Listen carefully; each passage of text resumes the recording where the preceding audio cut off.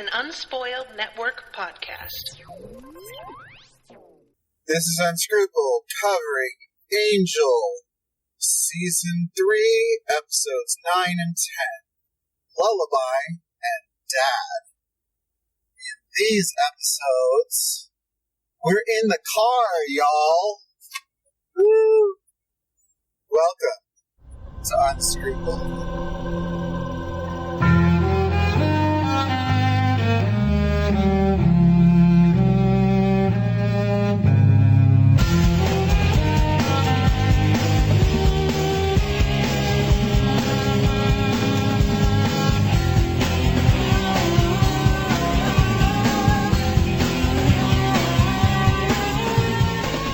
Hey, bitches. Yeah, money? You know what the number one complaint we get about our podcast is? What could it be? It's that the sound quality is just too damn high. I know, right? Like, we're always on point with that. So There's never any echo. Yeah. You can't hear people gulping liquids like they are parched in the desert. I'm so thirsty, guys. No one's ever vaping. Never. So we're going to fix that number one complaint and get ourselves some more listeners. Also, hi, my GPS. So, yeah, you guys are going to know how we get home. Yeah. Hint, it's the 405. Dropping this bullshit. Sorry, guys, but, like, I kind of want to give a shout out to bitches and how, like, for all that time she was making this drive and then podcasting with me, and I was always getting kind of fussy because I was like, well, I get home at 5 from work. Why can't we do it earlier? No, this is fucking stressful, and we're stuck in the car, and we're fucking hilarious. So we're going to try this car cast and see how it works. And I apologize for the GPS interruptions, but if we're blathering on, I need to know when to get off so that I won't miss my exits. I always need to know when to get off. Just saying. Giggity. Alright, so we had some Angel episodes, and it's been a hot minute since we watched an Angel episode. Yeah, it has. So it took me a minute to remember that there were a bunch of dead people in the hotel, and Angel was captured. Yeah, he totally was captured. And yeah, who the fuck were the dead people? They were Overman Hart goons. Yeah, they were goons. A strike team or some such that was coming to steal the baby and Darla. And thank you, steal the baby and Darla and put them in cages and dissect them. But they didn't get a chance because stuff happened. Right. So, Darla's still pregnant. She's still in labor. It's still a thing. I want to open us with talking about Darla, because while these episodes were exciting and engaging, they were also incredibly disappointing. How so? Darla is my number one complaint in that we've gotten so much Darla, who she was before joining the Master's crew, and her relationship with Angel, and having her brought back. I was really hoping for Darla to be shut up. Drive, which saves 6 minutes. Sorry, guys. If you prefer to stay on the current route, tap no thanks. Sorry about that. I was really looking forward to her raising hell and just, like, fucking shit up. But no, they brought her back to have a fucking baby and die. And not just die, but kill herself. Sacrifice herself. It's a really fucking sexist trope. And it's not who Darla was as a person even before she became a vampire. Right. Like, I mean, yes, I have totally known women who were stone cold bitches who, like, became marshmallows after childbirth. But generally people who weren't super into having kids before getting knocked up, or, in my experience, kind of still having some of those feelings afterward, but they can't say it to anyone because, society. Anyway, my point is, we got like a touch of old Darla when she was hanging out with Drusilla, and then she got weird again. And yes, they're blaming it on her being infected by the infant soul, but I don't buy it. Yeah. I think they just wanted to They wanted to nerf yet another badass vampire. Yeah, they brought her back, and we didn't really get. We just didn't get the evil Darla that I know is in there. Look at you rooting for more evil. I'm very much like Darla is a very interesting character to me. I don't like what they did with her this season, or the past 2 seasons, or any seasons. Yeah. So, we had that badass moment where she eats all the Wolfram Heart lawyers. Yeah. And she's peak Darla right now. But then we had her fuck up with trying to form her own gang, and Angel takes them out, which was really not entertaining at all. And too easy. It's too easy. Anyway, so yeah, Darla's got a lot of role to play, and she plays it. So there were some good points, like the part where Wesley tries to teach her Lamaze and she knocks him across the alley. Oh yeah, that was great. Darla herself and Julie Benz's performance is not my problem. It's what the writers put her through. And I just don't feel like there was a payoff in that. It was clear to me that when we saw Darla with her Drew Barrymore haircut in the pilot, and then she dies, on the next episode she appears on, she just doesn't. There was no payoff. Okay. I feel you. I know a lot of people are really into the self-sacrifice narrative. They think that gives it more weight. I would have been into it if it was Angel. Well, yes, but we hate Angel. And he would totally do that shit. Yeah. Yeah, he'd leap to do that shit. He's like, what? I get to sacrifice myself for my child? Holy crap, that's all I've ever wanted. I won't have to live anymore. I won't have to bear the weight of my sins, and maybe I'll get washed clean or some shit. Yes, I'm on board. But Darla, it's not her jam. Yeah. And it pisses me off that they had to invent soul bleed in order to justify that. Oh, my feelings on soul. My second biggest disappointment is, supposedly there's all these groups. There's a whiteboard full of groups who have some interest in this fucking baby. How did they find out the baby was born? I mean, did someone put it on Facebook? What? Was there a birth announcement? How are they just, showing up at the hotel? It was a gender reveal party. I bet it was. Oh my god. Is it vampire or human? I feel I don't know. They, open a coffin and there's a dead boy or a dead girl. It's it's a boy. No, I feel like you cut the cake, and if it's red velvet inside, it's a vampire, and if it's funfetti, then it's a human. Okay. Doesn't funfetti go on the outside? Funfetti can be outside or inside. I've never actually had funfetti. Oh, funfetti's... I'm going to make us a cake. Are you now? Yes, funfetti's my absolute favorite. Is it going to be paleo? No. Fuck you. Make a paleo cake. That's just a pile of nuts. Yeah. So, we had all these groups, and I was really hoping, remember when I made you watch Smokin' Aces? No, I have no memory of that thing. It's where all the assassins descend on this one asshole in Lake Tahoe, and they just start killing each other, and it's just a giant clusterfuck. I wanted more clusterfuck here.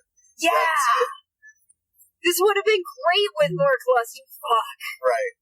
This would have been a good place for Kate to come. If they had done a clusterfuck, it would have been great to have Kate show up and it's so what the fuck is going on?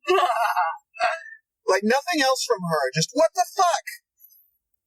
What am I going to tell my boss? She would take that kid into Child Protective Services so fast. Yeah. Yeah. So. Because even if he wasn't a blood-sucking fiend, you know who can't raise a baby? Angel. Yeah. Yeah. And my third disappointment is I don't like babies as MacGuffins. I really, really don't. Because I don't like babies as plot devices, even if they're not MacGuffins. It was a problem on Walking Dead, and if you read the comics, you would know. Spoilers, if you haven't read the fucking comics, which are 15 years old at this point, the baby fucking dies. And the story is better for it. It's not there's not a whole lot of supposed panic about whether the baby's going to be eaten with zombies, and they don't forget about the baby in really tense situations where, I'll put the baby on under my shirt and a baby Bjorn, and that's the end of it. She won't make any noise, and that seems to work fine. So, Or pee on me. I don't think they care. Well, zombies can smell, so. I think everyone cares if they get peed on. Right. Some of them are super into it. I mean, they care in a good way, but everyone cares if they get peed on. Well, they do have diapers, so. Okay. Well, I haven't seen Walking Dead. I don't know what state society's One good thing about, like, they actually pointed it out, it was a really good thing. One of the few good things about that show is like, hey, Dad, I know we're looking for, like, guns and supplies and food and stuff. You know what hasn't been raided? The baby store. Accurate. Yeah. That's wonderful. Yeah. I approve. But yeah, so my big beef with this episode is that we're back to fucking prophecies. Why? Do we have to talk more about prophecies and whether or not this baby is the thing that is in the prophecy that's supposedly bad? I mean, seriously, the interpretations of these prophecies are so wackadoodle and out there and subjective that why even bother having prophecies? I mean, seriously, why are you guys paying attention to this? Every time we have a prophecy, it makes them do something stupid that ends up being wrong. Just put it down, guys. Yeah. Put the paper down. And also, like, I'm not as horrible on prophecies as you are. This is the hill I'll die on! It's fine, die on that hill. Kind of stuff. Well, yeah, you can have my stuff. You gave me half of it. That's right, I did. Yeah. My problem is, like, we have all these prophecies that are leading to shit, and the prophecies just, when it gets revealed what they are, they just aren't that satisfying. Yeah. Like, we had the whole angel's gonna die, but it means angel's gonna become human, and then we have they're raising a demon from the underworld, and it's fucking Darla. Yeah. And then, there's a prophecy about this baby, and there's not going to be a birth, and it's because the vampire mom is going to die. Because the baby doesn't actually exit a vagina. He was from his mother's womb untimely ripped. Yes. Fuck you, Shakespeare. Fuck Shakespeare. Actually, like that. Okay. Well, still, fuck that trope. Yeah. Yeah. New man or woman born. Fuck you. I would have loved for Macduff to whip off his helmet and long hair comes out. I am no man. That'd be chill. I'd be okay with it. Yeah. But what else? Behold my vagina. Hello. Yeah, so those are our problems with it. Angel gets out of this predicament by shooting up a grenade. Solid strategy. And blowing himself out the window. Okay, not exactly a solid strategy. Right. Have you ever played Link to the Past? I have. And you try to use a bomb to blow yourself across a chasm. I actually have never tried that, but it's brilliant. It's not, because you have maybe a 10% success rate of getting blown in the right direction. Because there's some randomness to go in. Unless you're like one of those speedrunners who are very good at being in the right frame at the right time. So, yeah, it's like first try. No, you use a lot of save states, buddy. Oh. So yeah, he gets blown out the window, not into the wall. Good for him. And manages to escape from some people who have him. I don't even know who has him at this point. Oh, it's Holtz and his people. Whatever. And his demons that he doesn't trust.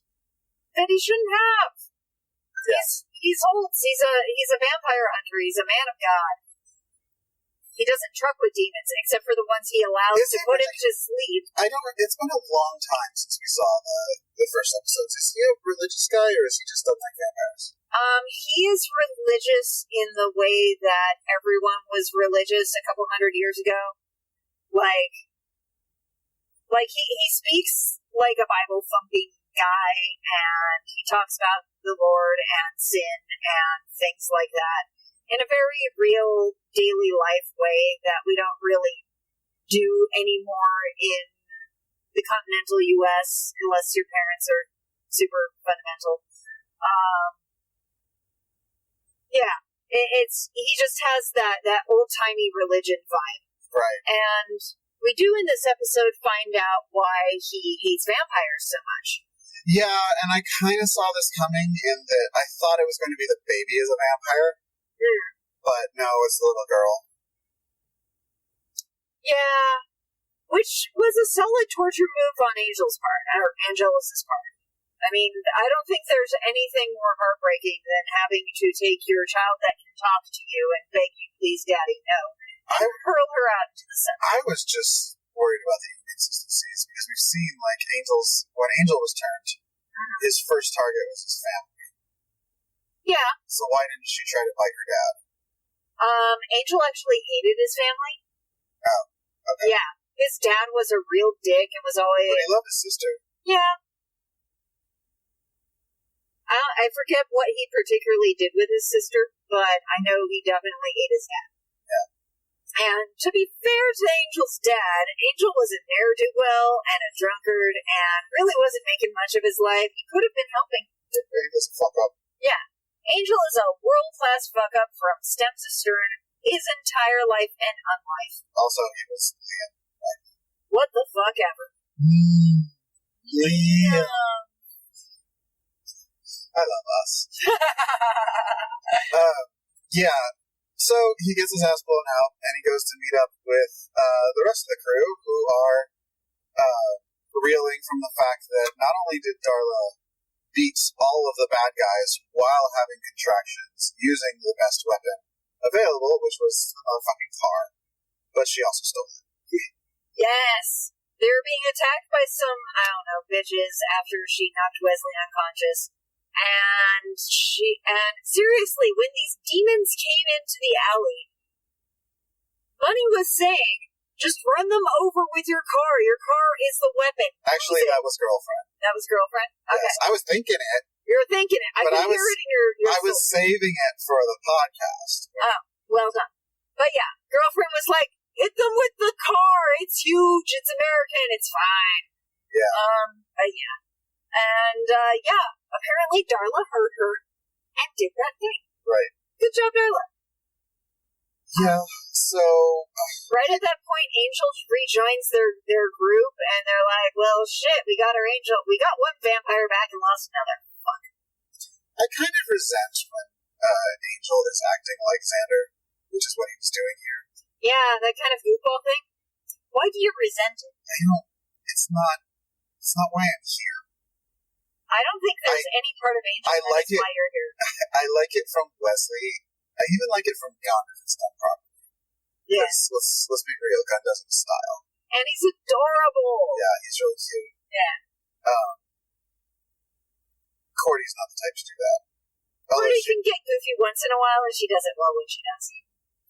But it's sometimes. Yeah, I don't want to see it every day.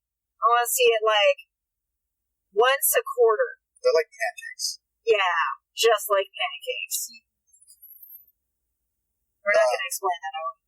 Oh, I mean, we just don't eat pancakes very often. Because how often do you, want to get up early on Saturday morning and, dirty a bunch of dishes and make a meal where you're going to fuck up the first two and then, get sick of them halfway through your meal, you know? Yeah, see, my thing is completely halfway through my pancakes, I'm sick of eating pancakes. I also have a problem because I need protein in my pancakes, so I'll make eggs. But I don't like sweets on my protein, so I have to have a second plate. Yeah. It's a whole thing. Anyway, moving forward. Right. So, yeah, Darla drives off. Where do they go? They go to Caritas. Yeah, and she, meets them there or something. I don't know how they all get back together, but they do. They end up at Caritas, which has been freshly de-violenced. I don't think Angel's there. I think he goes off to look for her. Yeah, and the rest of them go there for safe harbor. Yeah. So they go to Caritas to chillax and be safe for a hot minute. And Lauren is preparing for his grand reopening, and he's just so proud and cute, fussing around with his security system. They're smacking gun every few minutes to see if it works. And why do you gotta beat up the black man every time you gotta test the security system? There's plenty of people there you could be smacking. Well, because you can't have a man hitting a woman You can't, but you could have Fred hitting Cordy, or Cordy hitting Fred all day long. Here's the writer's problem with that. That would be hot. Fuck. Yeah. Okay, sorry, Gunn. So, yeah, they're smacking him while some guy's working on the wiring, and we see he's a demon plumber? Whatever. I didn't pay him any attention. Well, neither did anyone else, because he sells them the fuck out. Yeah. And then Holtz comes down and takes a look around, and Lauren lets him know. Well, that's Angel and Darla arrives. Oh, okay. Yeah. So they're going to set up Lauren's bedroom as the birthing room, which I'm sure Lauren is thrilled with. I was not. It was Lauren's idea. Yeah. I was not okay with that until I saw how fucking ugly his bedspread was. That's for. Because it was the same green color as his skin, with like this weird floral design. Yeah, why would you do that, Lauren? Maybe it was on sale. You have like flesh-colored sheets? I do not. No. I want to contrast with my sheets, thank you. Right. I would like to be able to find my leg. Yeah. Good times. Anyway, so yeah, they get sold out by the repair dude, and Holtz comes down and checks it out. And Lauren tells him very politely that, hey, we're not open yet, bro. Come back later. And he does.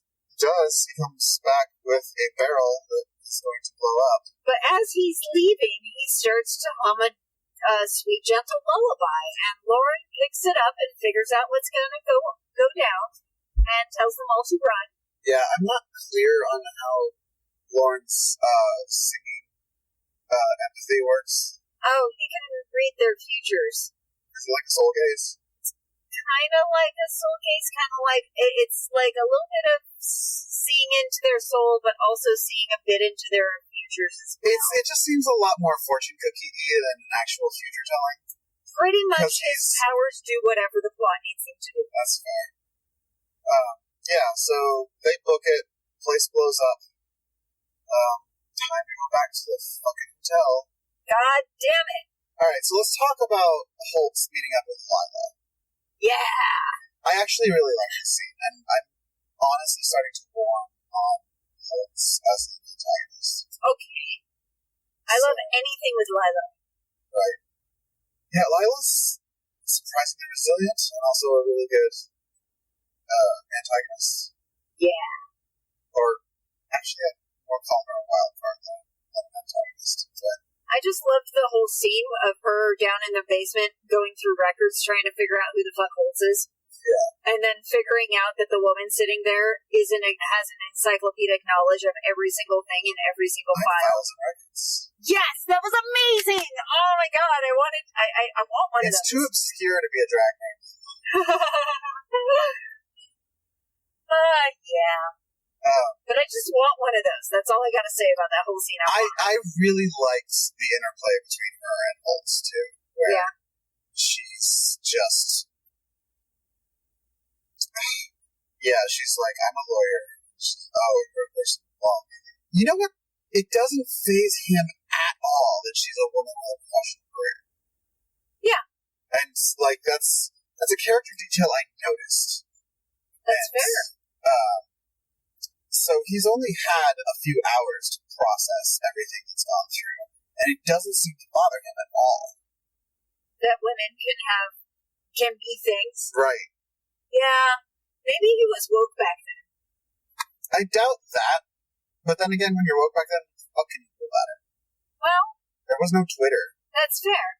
And also, he's brought forth into this brave new world where, we get in big metal boxes and they go real fast, and there's stuff in the sky and magic other boxes that tell you his... Like, seriously, women having power is kind of like, okay, everything's topsy-turvy anyway, what the fuck? Okay. Just for reference, guys, we are currently in a 33-minute slowdown on 405, so...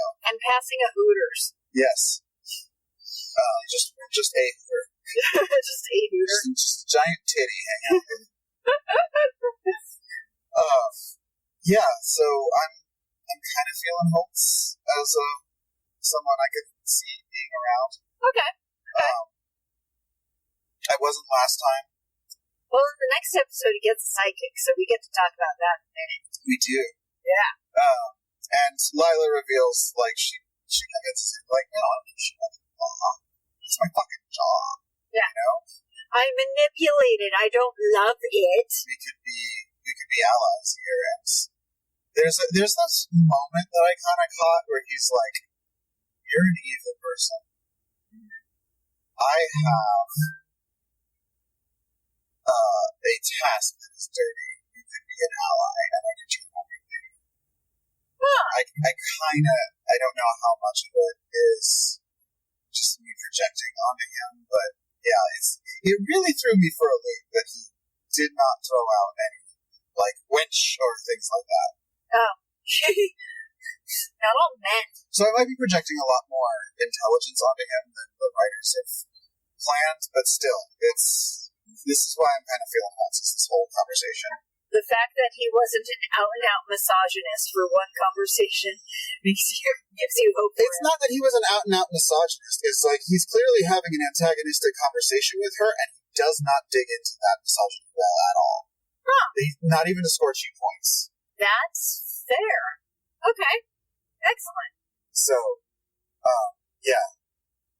What else is happening? All right, so they go back to the hotel, which is meant to be cleaned up. They don't. Oh wait, yes they did. Never mind. They totally go back to the hotel. Right, and I do love that Lila has a cleanup service on speed dial on retainer, which is kind of amazing. Well, yeah. I mean, I'm sure she gets some fucking use out of that. Right. Like every time we're turning around, they're like, "This has been a bloodbath." Well, I mean, they did leave the bloodbath at what's his face at Bernard's house for the cops to clean up. So Yeah, but that might have been a time issue. right. Yeah, I mean, we live in LA. We should open the body disposal service. You act as though there aren't already those things. I think it's a crowded market. I think it might be, honestly. Okay. We'll start a car fire putting out this. Oh yeah, there was guys. There was a convention this weekend where some asshole lit 6 cars on fire because the girl he was stalking rejected him. This is the world we're in now. Anyway, so Hey, you know what's totally not surprising? What? It was an anime convention. I know, shocked, not shocked. So I saw a great tweet today. Yeah. Where someone was like, not all guys with anime avatars are trans femmes or want to have their balls crushed. Some of us are just creeps. Oh, I wish I could dispute that. Anyway, so yeah, they go back to the hotel and they figure out from the books or something that there are some people who are going to probably come after this. They have a whiteboard. And yes, Whiteboards are very big at our job. Guys. Wesley writes it on the whiteboard. See, if Wesley was thinking ahead, he'd have whiteboard paint on one of those walls. But I'm going to be honest, I hate the whiteboard paint. Yeah, it's not nearly as good as it's regular not as whiteboard. satisfying as an actual whiteboard paint. When our boss said, or my boss said that we were going to have whiteboard walls, I got super excited because, like, for what I do, it helps to have, like, things you can move around on a board. And I got super excited about having magnets and being able to plan the trajectory of our work like that, and hopes dashed. Yeah, vertical writing space is very important for big planning meetings, but Right. yeah, it's not what we wanted it to be. It's just not as satisfying. Yeah, still works. It's just not as satisfying. Yeah, so they're working out, and I kind of want to meet this Frank guy. Unspoiled is a listener-funded network. Support us by becoming a patron at patreon.com/unspoiled and get access to exclusive content and additional bonuses. Or you can shop on Amazon at unspoiledpodcast.com/Amazon. Moony, wormtail, padfoot, and prongs. Prongs. What has prongs? All I can think of is a lobster. That's not a good animal to turn into. And who brought us here, Jeff? The island. In this episode, an awful lot for a model airplane. What the fuck, Kate? Welcome to Unspoiled, the Constant. You're the Slayer, and we're like the Slayerettes. I'm so into this outfit just because I have had enough khaki camel toe with this show for the rest of my life. When you play the Game of Thrones, you win or you die. What do his guards do as he is murdered? A. Anything. B. Nothing. Unspoiled. Experience your favorites again for the first time. He's the monster who specializes in kidnapping. Oh, yeah, totally. So, yeah, there's like a bunch of different groups who are going to come for this kid, so they start pre-planning. Thank Christ, because they haven't yet. And put up a force field around the hotel using Warren's folks, who, you know, it gets helpfully pointed out. Force fields are all swell and everything, but you could totally chuck stuff inside them. Yeah. So we need to figure this plan out. And Lauren shows up with his bags packed. Oh, yeah. Lauren's moving it. I was very... It's the least they can do. They have a whole fucking hotel. Yeah. So many rooms. I do not understand what their hesitance was. It's like, just, you don't want to be near him? Get him his own wing. I It's know a what their hotel. hesitance was. What? It's, if he shows up on the show more often, it's expensive to put that poor guy in makeup. I'm talking about the characters, money. God damn you. I don't think Cordelia was thinking about the overhead on the It would totally not shock me if they found a spell or something that turned him human just so that they wouldn't have to spend that money. I suppose we'll... Yeah, so he shows up with his backpack. You know what he didn't show up with? A hanging bag. How is he keeping his suits from being wrinkled? Maybe his closet got blown up in the explosion. But he changes suits and it's not wrinkled. Maybe that was his dry cleaning that was hanging in his car. I have an excuse for everything. Yeah, you do. I really do. Yeah, so there's the walls come down. Is this what happened before or after? I think we're getting the episodes mixed up because there's like 2 sieges on this hotel. Oh, yeah, there totally are. And, okay, so yeah, you're right. That one happens later on. Okay, so too many sieges and things. Anyway, so so after the club gets blown up, they don't end up back at the hotel. What they end up doing is Holtz is coming for them. They end up running out of the back. That's right. So that's where the Darla thing happened. Darla ends up lying down in the alleyway outside and having a heart-to-heart with Angel, and then staking herself so that... The most disappointing moment in all of Joss Whedon's because, according to the prophecy, there is no birth, only death. Yes. And so Darla's undeath will be death here, and she'll suffer the true death, and death will occur. Right. Fuck you, prophecy. Also, anyway, then there's just a giant newborn lying there on the pavement. Yeah, that's a 3-month-old baby. Yes. With his balls hanging out. With his balls hanging out. You know what? He was not covered in wet ash, though. I was a little disappointed for that. Yeah, there should have been some sort of viscera, whether it was cremated viscera or not. Right. But, yeah, the ash just blows away, even though it's all wet outside. World's cleanest baby. World's cleanest baby. And who pops out of the door like a damn jack-in-the-box but Holtz? Yeah. And he is joined by his demon minions, who he keeps killing, but they keep showing up anyway. Right. And he points the crossbow. Right. For a moment, I'm like, are you gonna fucking crossbow the baby? Ooh, I kind of would have been into that. I kind of would have too. I would have been horrified the first time, but like now that it's 20 years later, I would have been like, okay, we can play that. Because I mean, we just watched Holtz lose his baby and his daughter. Yeah, and he's looking for revenge on Angel, and there's a lot of glaring at each other at this point. Not only that, there is nothing to prove to Holtz right now that this baby isn't a vampire. Right. There's no way for him to know that this this baby isn't some harbinger or demon or fuck all, we don't even know. Well, there's also nothing to indicate that it's his. That's true, but he could put two and two together and get the baby came out of Darla. Right.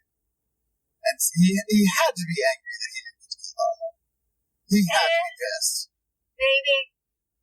Darla was being real mushy right then, so it might have been just flashing song. But yeah, he's holding it there, and I'm like, oh, you're gonna fucking shoot this baby through the heart, and that's why it's going to miss Angel's heart. But no, he doesn't do it. So now we're stuck with the baby. Yeah. As we explore in the next episode. We do. Dad. Yeah, so now they show up at the hotel. Okay, yeah, we're caught up now. And yeah, then they set up the thing, and there's people who want to eat the baby or something. We're not sure what anyone wants to do with We the have baby. to, like, there's a whole day of Angel being a nervous father first. Yeah, which is a little cute, but gets old quick with him not letting anyone else hold the baby. Or, like, asking advice in a useful way. Maybe getting a book. Maybe going on the internet. Yeah. Well, the internet was still in its infancy.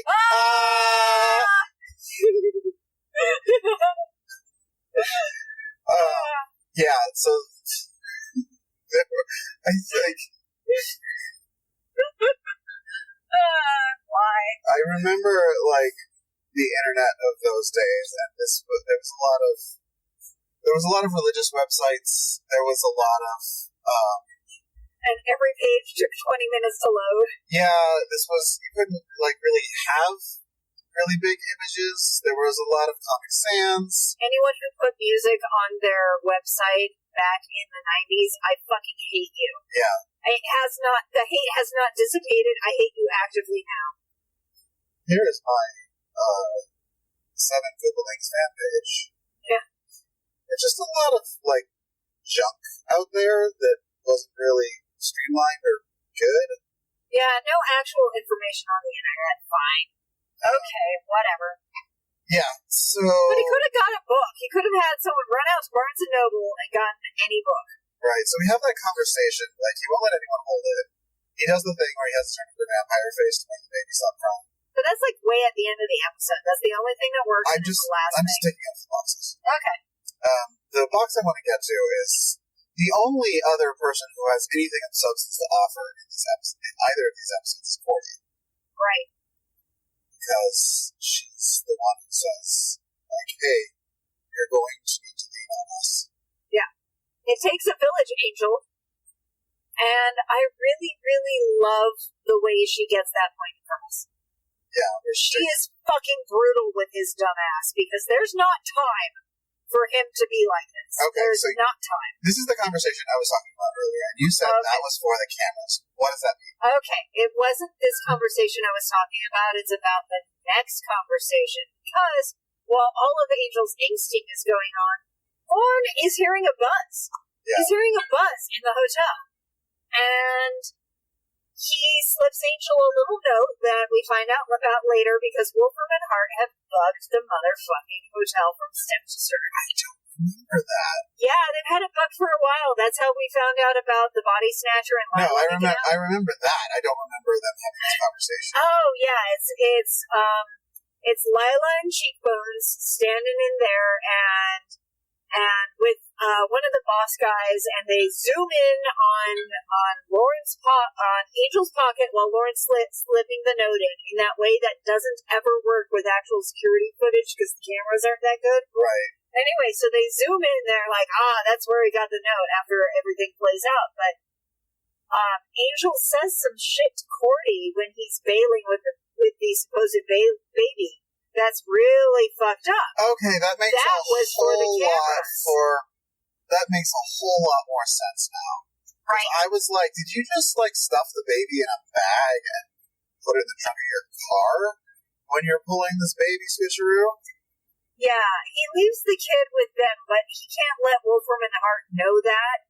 So he bails with the bear in a blanket and manages to convince whatever demons and tribes and bullshit outside that he's got the baby.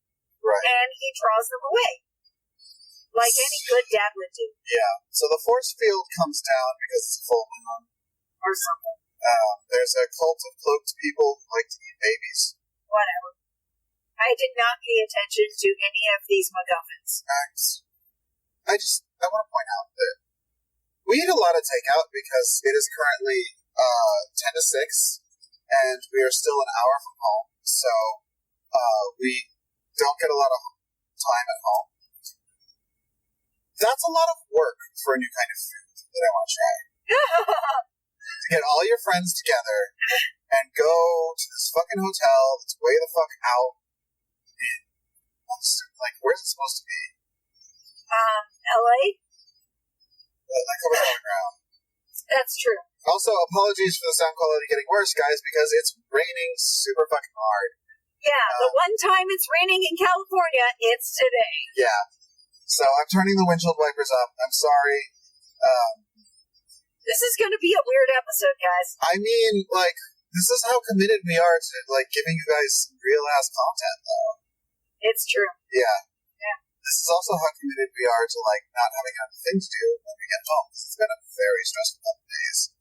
And how? Yeah. We can't discuss that because it involves things we are not at liberty to say. So. Yeah, other people's business. Right. And our business. And some people who know this business are in a position to know this business are listeners. So. Yeah. Yeah. So, CarCast. Yeah, so we got these fuckers in hoods. We have a random-ass biker gang and that vampire cult from before. Yeah, what the fuck ever. And the vampires and the biker gang decide to have a rumble. Why didn't they play that up more? It would have been super fun and kitschy to have gun darting out and like switching their weapons and having like them get in a fight over like, oh, you touched my stuff. Oh my god, it could have been like this great comedic thing. Yeah, that really would have broken up all the bullshit from last episode. I don't think you need gun. I just think you need like these people outside. There's like, so you're after the baby, I'm after the baby too. And they're like, yeah, they're growing out for a bit, and like maybe they get into a fight about something stupid, and that balloons into a full-on rumble. I say rumble because I actually did play a non-speaking role in high school in Guys and Dolls. Not Guys and Dolls. What was it? West Side Story. West Side Story, yes. They totally rumble in West Side Story. And also in The Outsiders, just saying. I don't know what The Outsiders is. You always, like, shriek. I am not a Broadway gay. It's not Broadway, it's children's fiction. Okay. Actually, it's young adult. I thought everyone read The Outsiders. Holy crap. I don't know what that is. It's a book by S.E. Hutton. I had to read it in, like, the 4th grade. Or actually, it was junior high. But I read it in the 4th grade because I was precocious. Anyway, it's, like, one of those things you have to read when you're a kid because it won't be as... It won't hit you as an adult because you're not having those feelings. Right. Like Catcher in the Rye. I've never read Catcher in the Rye either. I tried to read it, but I was too old, and I thought they were just whiny I tried to read it when I was the right age, and I'm like, I don't care what you have to say. Yeah. White men complaining. Well, white boys complaining, but still. Oh, shit, my lights went on. Well, we should definitely have lights on, just saying. Yeah, we should. Because it's dark and wet. I think I missed it, like, when I was fussing with the windshield wipers and turning them on.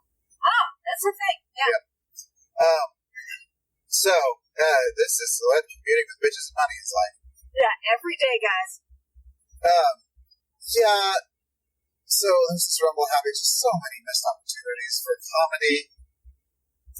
Yeah, I felt like this episode could have been more interesting. Yeah. So, let's talk about Holtz. Yeah, let's talk about Holtz. Holtz has decided not to kill Angel in that moment in the last episode, and his demon friend Sajan gets all sideways about it. He's like, "What? You had your shot? What the fuck, man? I thought you were gonna punish Angel." And Holtz is like, "Yeah, I am, totally." And I agree. I think single fatherhood is probably the worst punishment he could dish out. I mean, like, seriously, like, what worse thing could you do? Well, Holtz has other stuff in mind, we just don't know what it is. And somehow along his plan, it becomes necessary for him to have a sidekick who's not a demon. So he apparently recruits this rando who we've never seen before. Yeah, I was wondering if this was someone we're supposed to recognize. I've been racking my brain, and I cannot remember her being in any other Angel episode. I might go to the media and see if she had a cameo sometime. Well, I would think her sister probably had a cameo. Her twin sister, who looked just like her. Who got killed. Like, maybe she was one of the ones who got killed with Harmony's... Harmony's gang? No, Harmony's pyramid scheme. Oh, yeah. Totally could have been, but I feel like we'd, recognize her if they made a point or something. Anyway. Well, I didn't realize that it was, remember the Zeppo? Oh, yeah. Michael Kudlitz, the zombie one, he was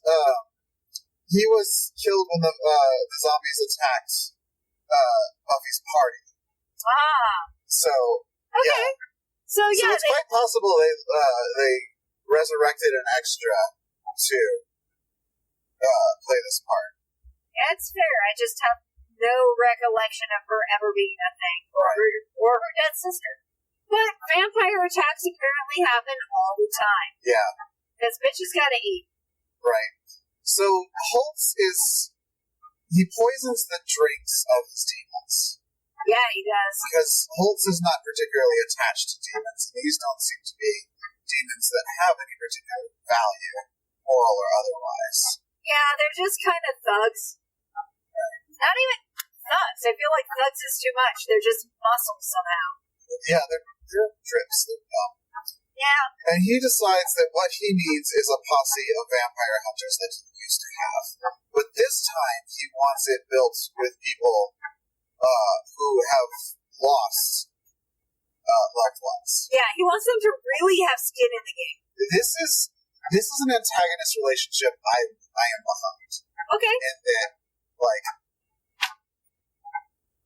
Angel being on the other side of this guy, because we've seen Angel kind of convince even people like Gunn, who he should never have convinced to be on his side. Both Gunn and, that's why I like Kate. She doesn't buy into him. She never did trust him. Yeah, so, that's fair. And, by the way, guys, I did get a minor spoiler because I was searching through YouTube, and there was one of those listicle videos, and they said, there's 15 actors who or 15 characters who just disappeared. There was Kate's face. Oh, fuck! And she's been in exactly 3 things. One of which was Law and Order, and the other was Angel, and the third is, ironically, it was a show called Bull. I think it lasted all of 2 episodes, but we were just talking about another show called Bull. There's apparently a lot of shows called Bull. Who knew? Yeah. So. Oh wait, was that? Never mind. Anyway,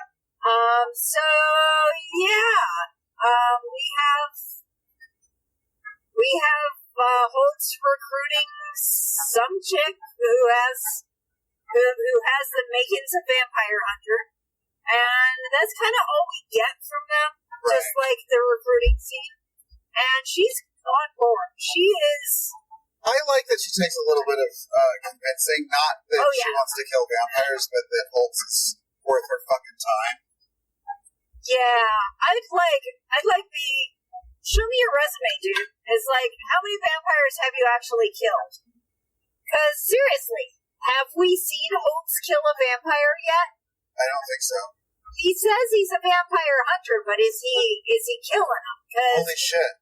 What? Is he gonna try and recruit Faith? Well, who's to say? That's a twist I can get behind. Has he heard about Slayers? I feel like Sajan would bring him up to speed on how shit works if he's never run into a Slayer before. You mean how he brought him up to speed with Angel having a soul and Darla being pregnant? That's not relevant information. Yeah, it totally was! What the fuck are you talking about? You're just grinning at me now, you asshole. I hate you. I don't know, he seemed to be on his game back in the 18th century, so... Well, it was a lot easier to be on your game. I feel like he would know that Slayers are a thing. I feel like unless he had a big pile of books and a bunch of watchers, he wouldn't know his ass from his I don't know, steak. He knows what everyone knows. That vampires kill stuff, and you can kill them with sunlight and wood. Okay. Yeah, so this poor girl is, like, she's spending her time hunting vampires in what is clearly the Sunnydale graveyard. Yeah, they did not get a new set for this, and while there are totally graveyards that look kind of like that in LA, they are few and far between because space is at a premium. And all of the graveyards that are in Orange County have those little plaques so they're easier to mow. We don't get a lot of actual gravestones in our graveyards in California, just saying. Yeah, our dead disposal is built around the ease of maintenance rather than the actual mourning convenience. Yeah. Alright, guys, we're on the 6:05 now, and the rain is getting actually a lot worse, so I'm slowing down a bit. But yeah, so I'm into this. I could totally see him building a posse of vampire hunters who are super good at their job. Here's what I want to see that can't happen now. I want to see him going up against Darla's gang. Ooh. What a showdown that would be. That would be fucking amazing. Well, Darla would have to actually have a gang, and she has sucked at that, so... She didn't suck at that. She just got foiled by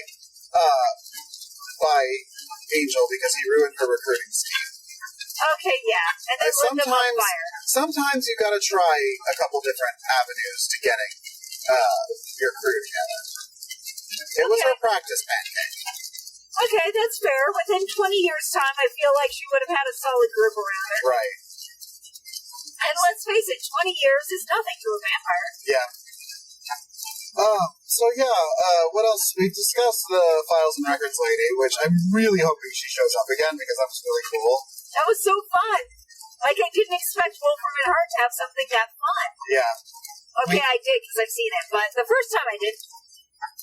Oh, yeah, and then there's the final scene where Angel shows up at Wolfram and Hart and, like, grabs the boss by the neck and says, "Hey, you are now going to be his godfather. Anything that happens to him happens to you." Yeah.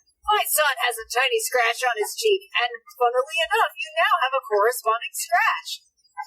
As much as we've seen Angel get away with shit, I still don't buy that Boss Man would actually be afraid of this kind of thing. I don't believe that he could just walk in that easy. I mean, we've had entire episodes based around how hard it is to get into Wolfram and Hart. Some of those were fun episodes where they brought in Gunn to bring in a vampire. Yeah! That was really cool. Like, they have a whole thing about how hard it is to get into there and get out. You have to do some planning. Angel did no planning. He just walked in and, he's not beset upon by, armed guards with stakes. Uh-huh. And, tasers and shit. Tasers will work on a vampire. So. Yeah. Anyway, Angel makes his stand, and the episode ends heartwarmingly at the hospital, where Gunn and Cordelia and Fred have taken the baby for his birth checkup and some shots, and he is a big boy, 90th percentile, and they ask for the name. And Angel shows up just in time to name the kid. Do you remember what he named him? Connor. How do you feel about that? Am I supposed to know who Connor is? No, it's an Irish name. It's a generic Irish name. That's what I thought, but I'm like, it wasn't his father's name. I was thinking hard to all the flashbacks. Is there someone in this wheelhouse whose name is Connor? No, it's just, as far as we've seen, as far as I can tell, thus far, Connor's just a name. Right. That Angel likes and is Irish. Okay. Angel doesn't seem like the type to keep a baby name in his back pocket for 200 years, so. Yeah, but he's had a day to think about it. Okay. And it's funny, whenever, like, Angel gets weirdly into being Irish at the strangest times. Like, most of the time, he's not super into it. He hasn't got shamrocks around. He doesn't talk about those damn papists.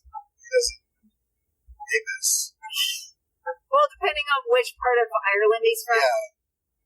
I was gonna say, I don't He think could be from Northern Ireland. You don't know. Except that didn't exist then. Never mind. Fuck it. So, yeah, he's totally a papist.